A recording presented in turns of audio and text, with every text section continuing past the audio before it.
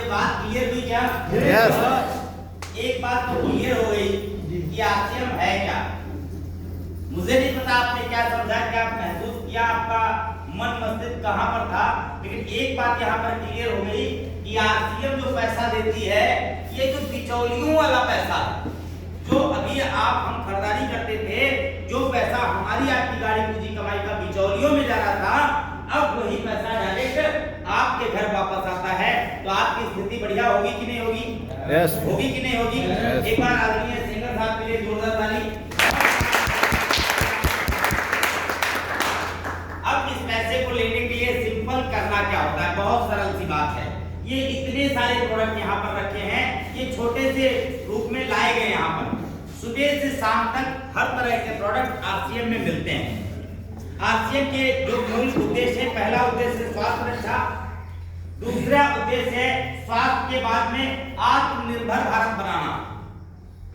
अगर आप स्वस्थ रहेंगे, आत्मनिर्भर रहेंगे, आत्मनिर्भरता का मतलब अभी तक हम किसके ऊपर निर्भर हैं? बहुत सारे लोग कहते हैं काम तुम कर लो पैसा हमें आ जाए। सही है गलत? दूसरी चीज, घर में कमाने वाला एक है, खाने वाले कितने हैं? अनेक हैं, सबके वहां अलग अलग तरह से। तो एक के ऊपर कई निर्भर है कि नहीं? लेकिन इस व्यवस्था के माध्यम से आपने देखा कि बीच में खरीदारी का पैसा जो जा रहा था लोगों के पास, वो पैसा पुनः आपके पास वापस आता है। अच्छा, इस्तेमाल कौन कौन करता है? घर में बच्चा छोटा सा है, वो भी तो इस्तेमाल करता है। और पैसा आता कैसे? सामानों को खरीदने से। जो पैसा अभी तक जाता था, अब वही सामान खरीदने से पैसा वापस घर आता है। तो एक छोटा सा बच्चा अगर बिस्किट खा रहा है तो उसको खाने से घर में पैसा आ रहा है कि नहीं आ रहा है? तो आत्मनिर्भर धीरे धीरे बन रहा है कि नहीं? हमारी माताएं बहनें घर में काम कर रही, खाना बना रही हैं, दुनिया भर के काम कर रही, खर्चा कर रही कि नहीं?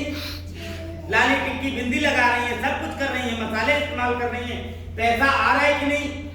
अब निर्भरता खुद हो रही है कि नहीं? इन्हीं सामानों को इस्तेमाल करने से जो पैसा जाता था अब आता है।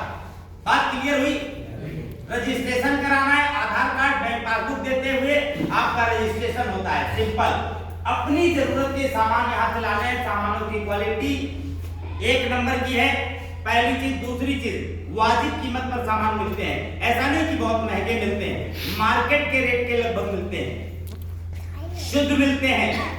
10 से 30% काउंटर छूट मिलती है, पक्का भी मिलता है, जिससे देश का भी विकास होता है और आपका भी विकास होता है। क्यों? क्योंकि जीएसटी पेड बिल मिलता है। बात क्लियर हो रही है? इसके साथ में पीवी का 10 से 32% पैसा आपके घर वापस भी आता है। तो मजा आएगा कि नहीं आएगा? आएगा कि नहीं आएगा?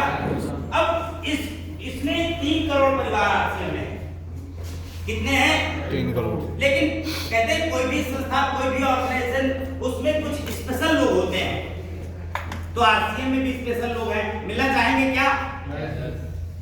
आरसीएम किनको स्पेशल मानती है?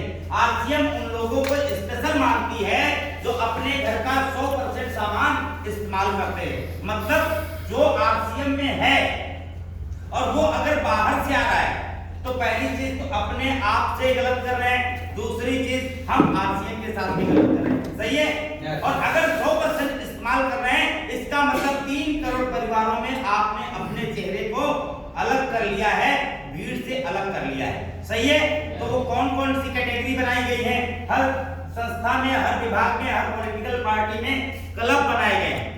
जैसे पॉलिटिक्स में क्लब है, विधायक, प्रधान, सांसद, मंत्री, ये सब क्लब मेंबर्स हैं, स्पेशल लोग हैं। पॉलिटिक्स तो गांव के गली में भी लोग किया करते हैं, करते कि नहीं करते हैं? लेकिन उनका कोई नाम मान सम्मान है क्या?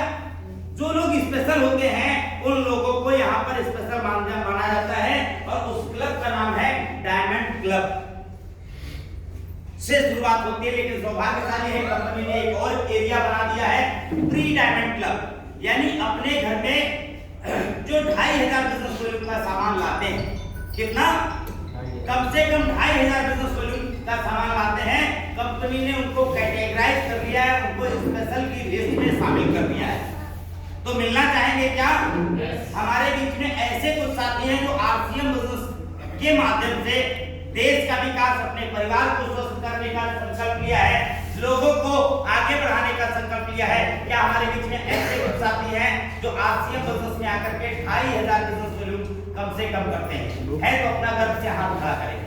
2500 बिजनेस वॉल्यूम, क्या बात है, क्या बात है। 2500 बिजनेस वॉल्यूम, एक बार जोरदार तालियों से मैं आपको